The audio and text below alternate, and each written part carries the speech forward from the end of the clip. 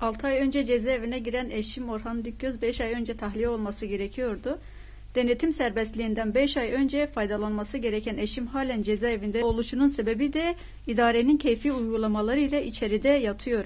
Biz hukuken diğer mahkumlara tanınan hakların Müslümanlara da tanınmasını istiyoruz ve eşim Müslüman olduğu için bundan dolayı eşime bu haklar tanınmadı ve eşim gibi nice insanlara her zaman zulüm yapılmaktadır.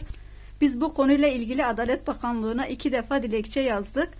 Herhangi bir adım atılmadı. Eşim de cezaevi müdürüyle görüşmek istiyor ve keyfi yapılan uygulamadan dolayı eşimi cezaevi müdürüyle görüştürmek istemiyorlar. Her zaman bir bahane uyguluyorlar.